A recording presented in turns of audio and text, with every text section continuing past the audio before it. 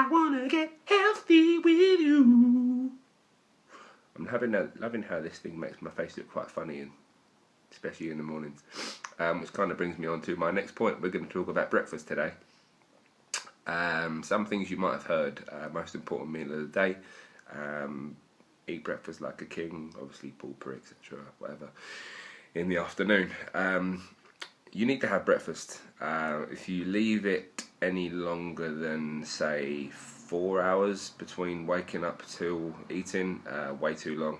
You got to consider obviously as well that your body's been sleeping, so you're going to have even 5 plus 6, 7, 8, 9, 10 hours when you've been sleeping if you're a lazy sod, and getting 10 hours, which obviously I'm very jealous about. But you need to have constant calories in your system just to keep yourselves going, really.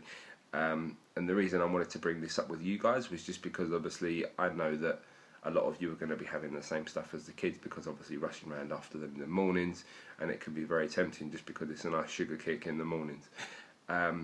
Problem with the sort of general mainstream cereals is that they can have up to, I think it's about 30% of your recommended daily sugar allowance just from that one cereal. That's not including obviously white bread, butter, jam, obviously having a lot of sugars in it as well. So the main thing is you want to get out of a breakfast, hopefully slow release carbs, just so you can set yourself up throughout the day. Also, obviously some decent sugars in your system, which brings me on to the first major point, which is going to be having some fresh fruit in the morning. If you're going to have 2 pieces of fruit in the morning, this is really going to start your day off well. Try and avoid the sugary cereals more than, say, 3 days a week, just because obviously they're going to be shit for your system. And the amount of sugar that's in the national sort of United Kingdom's kind of diet nowadays, the sort of typical things that people are eating, there is so much sugar out there at the moment. So a good few sort of options for you to look at. Weetabix would be one of mine. I have that quite a lot. Just put some bananas on it and some honey. Looking at porridge, wholemeal toast. I wouldn't suggest obviously having 5 or 6 slices. 1 or 2 is going to be more than enough.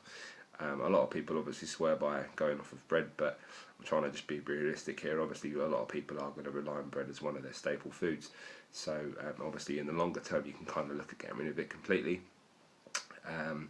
but having that with a couple of poached eggs. Having the poached eggs as well, you can have this with like grilled tomatoes, grilled mushrooms, obviously make that into quite a healthy meal.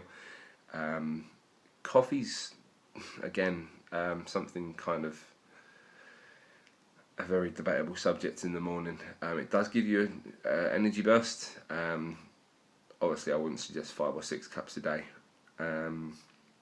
Couple of other things to go for, yogurt as well, having that in the morning with some granola. Just kind of think how you can have something different to the kids, basically, is what I'm trying to say.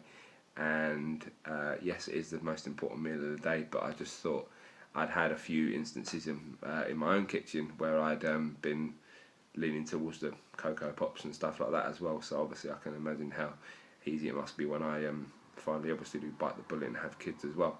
So I thought I'd just record this just to give you a few quick ideas on the options, just so you can kind of help these going towards your weight loss goals. So for the next week, just try and either have porridge or poached eggs on toast for the day. You know, to boil water, how long does it take? Couple of minutes, whack some eggs in, 1 piece of brown toast, and you're set for the day. Try and have it before 11 as well. I know obviously some of you aren't going to get hungry in the mornings, but that's more just a habit than anything else, just something you've got used to after a while. So give it a try and see how that affects your metabolism.